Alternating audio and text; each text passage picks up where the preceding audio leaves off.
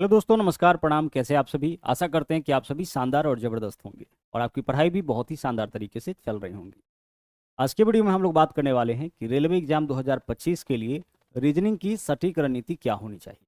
क्योंकि आपको पता है कि रीजनिंग के क्वेश्चन को सभी सोल्व करते हैं, लेकिन होता क्या है कि अगर आपके पास सही कॉन्सेप्ट नहीं होगा तो इन्हीं क्वेश्चंस को सोल्व करने में आप ज़्यादा समय लगा दीजिएगा, और फिर समय अगर ज़्यादा इधर लग गया तो फिर बाकी के जो पार्ट्स है, जैसे मैथमेटिक्स है, जीएस है, वहाँ पे जो है, साइंस है, वहाँ पे आप समय जो है आपके पास पर्याप्त नहीं बचेगा, और यही आपके मेरिट न बनने का कारण बनता है। तो हमें रीजनिंग के इंपॉर्टेंस को समझना है, केवल उसके क्वेश्चन को सोल्व नहीं करना है, बल्कि उनके क्वेश्चंस को हमें कम से कम समय में सोल्व करना है। तो इसके लिए सटीक रणनीति क्या होनी चाहिए, कौन कौन से टॉपिक को हमें पढ़ना है और किस टॉपिक का केवल और केवल प्रैक्टिस करना है, इन्हीं सब बातों पर हम लोग इस वीडियो के अंदर चर्चा करेंगे। तो बने रहिएगा वीडियो के अंत तक। आइए शुरुआत करते हैं और एक एक करके सारी बातों को यहाँ पे हम लोग जानते हैं। सबसे पहले तो हम लोग यह देखते हैं कि रेलवे के जो डिफरेंट डिफरेंट एग्जाम होते हैं उसमें कितने क्वेश्चंस आपके रीजनिंग से पूछे जाते हैं। तो सबसे पहले हम लोग बात करते हैं यहाँ पे ग्रुप डी की। ग्रुप डी के अंदर अगर हम बात करें आरआरबी ग्रुप डी की, तो ग्रुप डी के अंदर जो है आपका 30 क्वेश्चन रीजनिंग से पूछा जाएगा, टोटल 30 क्वेश्चंस। और टोटल जो क्वेश्चंस पूछे जाते हैं सभी सब्जेक्ट मिला करके वह 100 क्वेश्चन। तो 100 क्वेश्चन में 30 क्वेश्चंस आपके रीजनिंग से होंगे, और आपको यहाँ पे 30 में 30 क्वेश्चन करने पड़ेंगे, 30 में 29 क्वेश्चंस करने पड़ेंगे।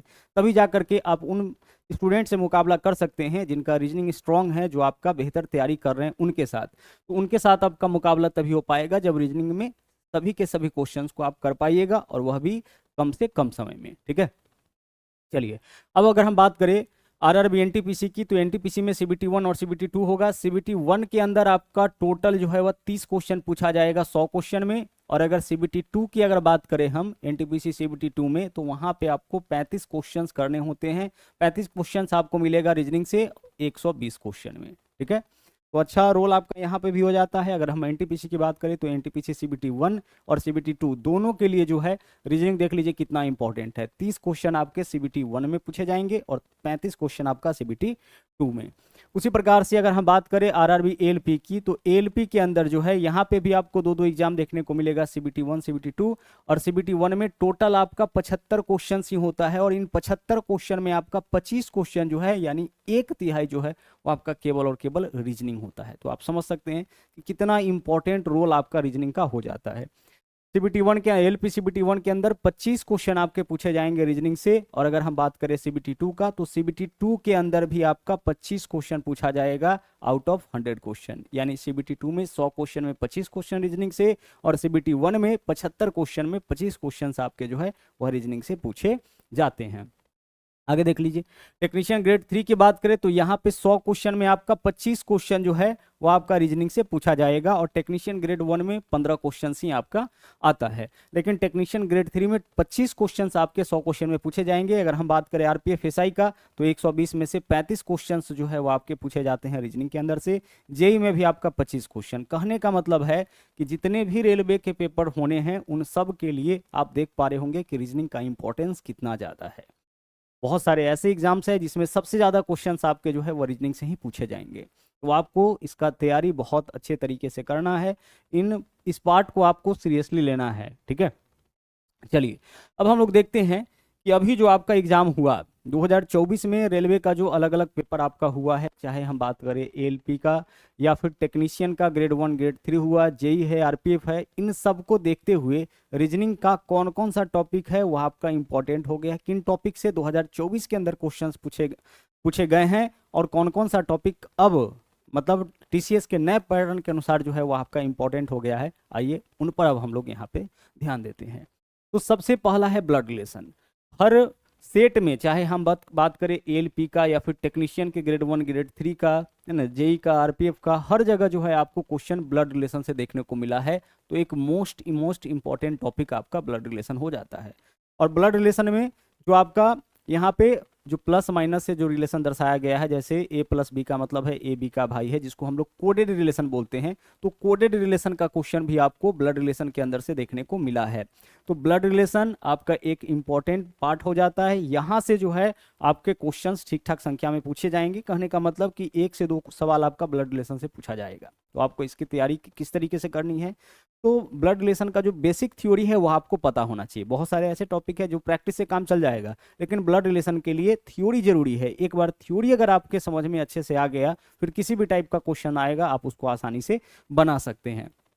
इसके बाद देख लीजिए अगला जो टॉपिक है वो आपका है सिलोगिज्म। हर एग्जाम में आपका जो 2024 में हुआ है या पहले भी होता रहा है, वहाँ पे सिलोगिज्म से क्वेश्चन जरूर पूछे जाते हैं। सिलॉक्स से, कथन और निष्कर्ष से, है ना, सवाल आपका जरूर देखने को मिलता है। तो यह टॉपिक भी बहुत बहुत इंपॉर्टेंट है। जो वीवीआई टॉपिक है उसको हमने ऊपर ही रखा है। फिर आगे देख लीजिए डिस्टेंस एंड डायरेक्शन की बात करें, ठीक है, दूरी और दिशा और दूरी से क्वेश्चंस भी आपको यहाँ पे देखने को मिल रहा है। सिटिंग अरेंजमेंट के क्वेश्चंस, अच्छे अच्छे क्वेश्चंस आपके पूछे गए हैं 2024 के अंदर। तो आगे भी आपको सिटिंग अरेंजमेंट की तैयारी अच्छे से करनी है। उसी तरह से रैंकिंग टेस्ट से सवाल देखने को मिल रहा है, ठीक है। साथ ही साथ स्टेटमेंट एंड कंक्लूजन, कथन और निष्कर्ष, कथन और धारणा, पूर्व धारणा, अवधारणा, कारण, इस टाइप का जो क्वेश्चंस है वह भी आपको देखने को मिला है। हर सेट में एक दो करके स्टेटमेंट और कंक्लूजन और स्टेटमेंट और एजप्शन, कथन, अवधारणा, पूर्व धारणा, है ना, इस तरह का सवाल आपको देखने को मिला है। कोडिंग डिकोडिंग से तो हर बार क्वेश्चन पूछा जाता है, तो इस बार भी क्वेश्चन आपका 2-3 करके देखने को मिला है। एक एक क्वेश्चन आपका पजल से भी पूछा गया है। वाटर और मिरर इमेज से सवाल पूछे जाएंगे। इसके अलावा इम्बेडेड फिगर वाले भी क्वेश्चंस रहेंगे। एनालॉजी के कुछ नए क्वेश्चंस इस साल आपके पूछे गए हैं।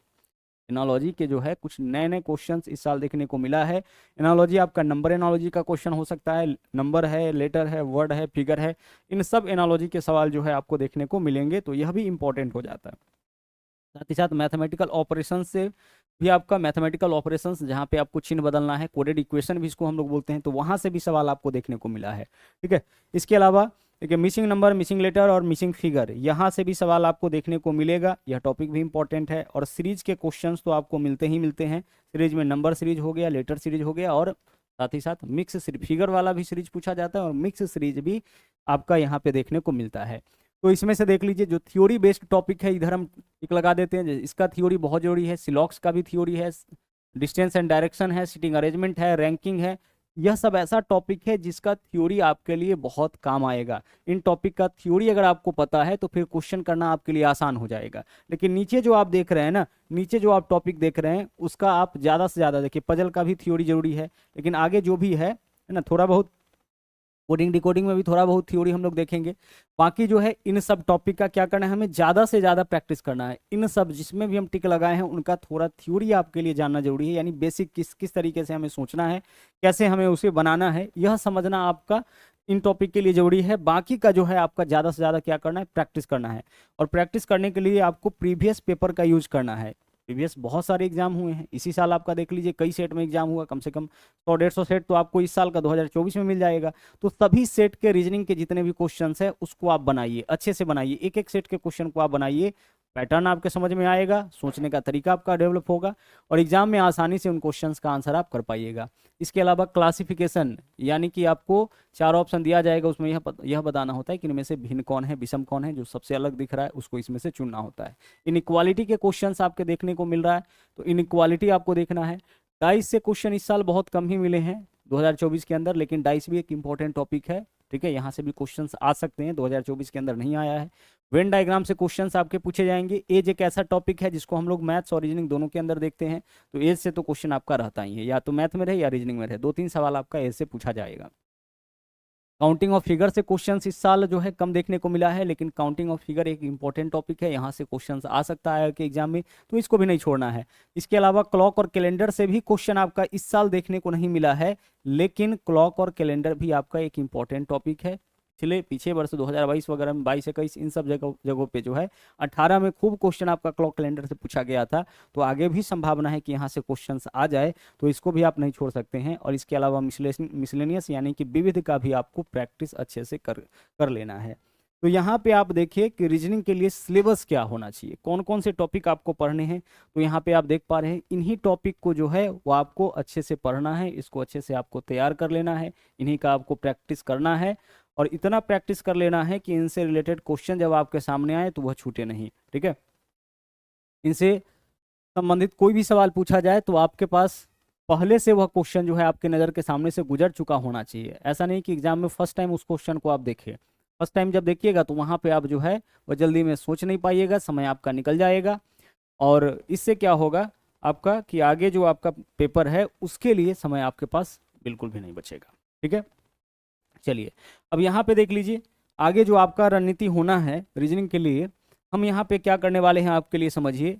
जितने भी आपका पेपर हुआ है ना 2024 के अंदर, 2024 के अंदर जो भी एग्जाम्स हुए हैं, चाहे तो हम बात करें एएलपी का, ठीक है, या तो एएलपी की बात करें या फिर टेक्नीशियन ग्रेड 1 ग्रेड 3 की बात करें, जेई की बात करें, ठीक है, आरपीएफ की बात करें, जो भी पेपर हुआ है इन सब के 5-5 सेट हम लोग डिस्कस करने वाले हैं।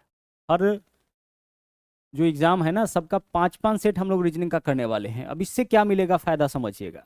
5 सेट अगर आप देख लेते हैं ना तो बाकी का सेट भी उसी पैटर्न पे पूछा गया है, वहां पे सिर्फ नंबर चेंज हो रहा है, बाकी कुछ चेंज नहीं हो रहा है। तो हर एक का 5 सेट अगर आप देख लेते हैं तो यह बहुत ही ज्यादा बेनिफिशियल होगा, और इसकी शुरुआत आपका कल से ही हो जाएगा। यानी कल से आपको एएलपी का 5 सेट पहले मिलेगा, फिर टेक्नीशियन के 5 सेट, मतलब इस तरीके से सबका 5-5 सेट आपको हम करवा देंगे। शुरुआत करेंगे टेक्नीशियन से, क्योंकि लास्ट में टेक्नीशियन का ही पेपर हुआ है।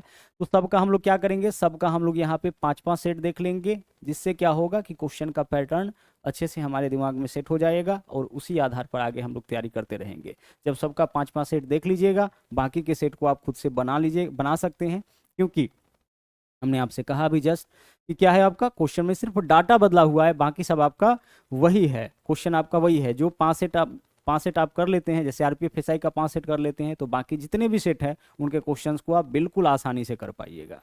चाहे बात करें मैथ का या रीजनिंग का, हर जगह पैटर्न आपका वही देखने को मिला है। क्वेश्चन में ज़्यादा कुछ चेंजेज आगे चल के नहीं है।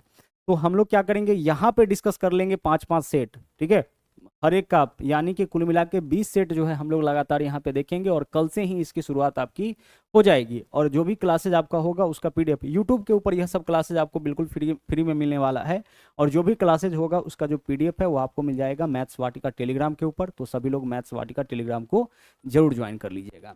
इसके अलावा हम आपको बता दें कि अगर आप हमारे साथ जो पेड बैच चल रहा है रेलवे का उसको ज्वाइन करना चाहते हैं, तो आप प्ले स्टोर से मैथ्स वाटिका 2.0 देख लीजिए, यहाँ पे यह लोगो दिख रहा है, मैथ्स वाटिका 2.0 एप्लीकेशन प्ले स्टोर से डाउनलोड करिएगा, या फिर हर एक वीडियो जो हमारा होता है उसके डिस्क्रिप्शन में आपको इस एप्लीकेशन का लिंक देखने को मिल जाता है, वहाँ से एप्लीकेशन को डाउनलोड करिए। डाउनलोड करने के बाद सबसे पहले आपको रजिस्टर करना होता है। रजिस्टर करने के लिए आपसे जो है आपका नाम, मोबाइल नंबर, ईमेल आईडी मांगा जाएगा, उसको आपको डालना है। पासवर्ड आप अपने लिए एक चुन लीजिएगा, यह सब मांगा जाएगा। उसके बाद आप रजिस्टर हो जाते हैं। रजिस्टर करने के बाद क्या करना है, वहाँ पे आप पेड कोर्स के अंदर जब जाओगे तो कई सारा कोर्स आपको दिखेगा, जिसमें से अभी जो नया बैच आपका स्टार्ट हुआ है 2025 का, वो है आपका सफलता बैच, जो रेलवे स्पेशलाइज्ड बैच है, और यह पूरी तरह से बेस्ड है लेटेस्ट टीसीएस पैटर्न पर। यानी 2024 तक में जो टीसीएस का पैटर्न रहा है बिल्कुल उसके अनुसार इसमें क्लासेज आपका चल रहा है। इस बैच के अंदर आपको कंप्लीट मैथ और रीजनिंग चैप्टर वाइज और टाइप वाइज, और साथ में प्रीवियस पेपर को इंक्लूड करते हुए पढ़ाया जाएगा। कंप्लीट बैच का फी आपका 699 है, जिसके अंदर मैथ है, रीजनिंग है, और 1 साल का आपको टेस्ट पास भी देखने को मिलता है। तो आप इस बैच को ज्वाइन करके अपनी तैयारी को जो है और बेहतर बना सकते हैं। बाकी इस वीडियो में इतना ही। दोबारा मुलाकात होगी अगले वीडियो में, जहां पे हम लोग शुरुआत करने वाले हैं रीजनिंग का आपका प्रैक्टिस सेशन, जो बहुत उपयोगी होगा। एक एक क्वेश्चन को हम लोग बारीकी से देखेंगे, कॉन्सेप्ट को अच्छे से सीखेंगे। तो बस उस बैच के साथ भी आप जरूर जुड़ जाइएगा। तो मिलते हैं फिर से हम लोग अगले वीडियो में। थैंक यू, जय हिंद।